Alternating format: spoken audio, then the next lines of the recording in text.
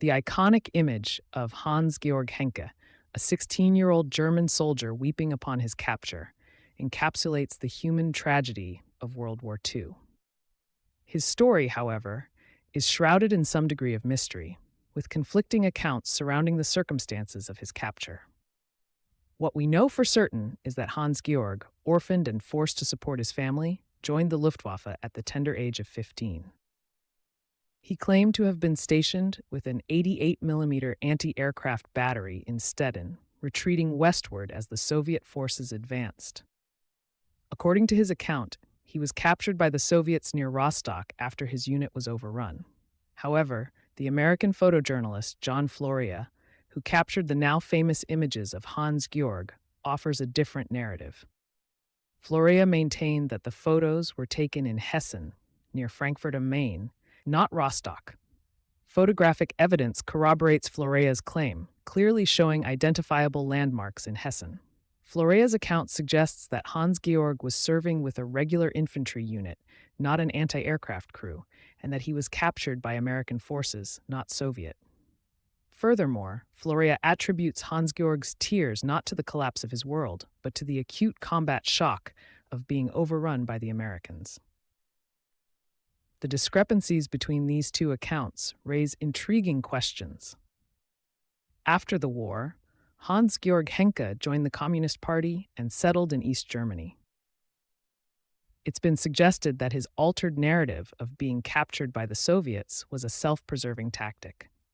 East German authorities viewed those who surrendered to the Western Allies with suspicion. Changing his story may have been a way to avoid scrutiny and potential repercussions in the politically charged atmosphere of post-war Germany. Regardless of the exact circumstances of his capture, the image of Hans-Georg Henke remains a powerful symbol of the devastating impact of war on young lives. It's a stark reminder of the children forced to become soldiers, bearing the brunt of a conflict they didn't create. He lived a full life after the war, dying in 1997 at the age of 69. But the photograph of the weeping teenage soldier endures, a poignant testament to the human cost of conflict. The closing stages of World War II witnessed the increasing mobilization of Germany's youth. Facing devastating losses, the Nazi regime lowered the conscription age, drafting boys into the military. Many, like Hans-Georg, were barely more than children. They were thrust into a brutal conflict, ill-prepared for the horrors they would face. The Hitler Youth, once a paramilitary organization focused on indoctrination, became a source of manpower for the depleted Wehrmacht. The Volkssturm, the national militia, further broadened the pool of conscripts. Men too old or previously deemed unfit for service and boys too young for regular military duty were called upon to defend the crumbling Reich. These hastily assembled units were often poorly equipped and inadequately trained. They faced a daunting enemy, with the combined might of the Allied forces closing in from both east and west. Hans-Georg's story, whether captured by the Soviets near Rostock or by the Americans in Hessen, highlights the plight of these young soldiers. He was one of many caught in the final throes of a collapsing regime. The circumstances of his capture may remain debated, but the raw emotion captured in the photographs is undeniable. It speaks to the trauma experienced by countless young men forced to fight in a war they didn't choose. The conflicting accounts surrounding Hans-Georg's capture also offer a glimpse into the complexities of post-war Germany. His decision to alter his story, if indeed he did, reflects the political pressures and suspicions that permeated East German society. The Cold War divisions, emerging even as the embers of World War II cooled, cast a long shadow over the lives of those who had lived through the conflict. The need to conform, to avoid raising suspicions, often led individuals to reshape their personal narratives. The image of Hans-Georg Henke weeping, regardless of the specific circumstances, transcends the debate surrounding his capture. It serves as a stark reminder of the human cost of war, particularly the impact on the most vulnerable. It's a testament to the resilience of the human spirit, as demonstrated by Hans-Georg's ability to rebuild his life after the war. And it underscores the importance of understanding the complexities of history, acknowledging the nuances and contradictions that shape individual experiences within larger historical events. The photographs of Hans-Georg Henke have become enduring symbols of the human toll of World War II.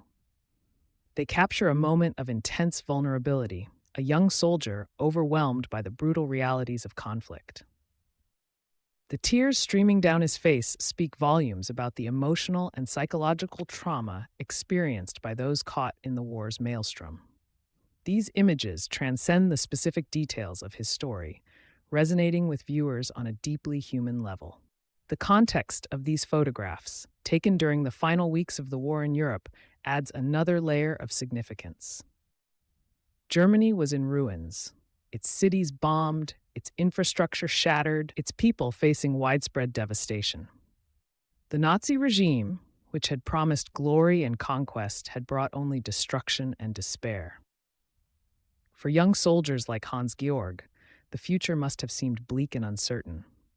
The contrasting narratives surrounding his capture, while intriguing, ultimately don't diminish the power of the images themselves.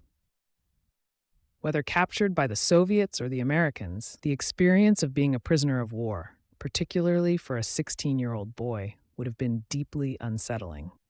The loss of freedom, the separation from family and friends, the uncertainty about the future, these were burdens shared by countless POWs on both sides of the conflict.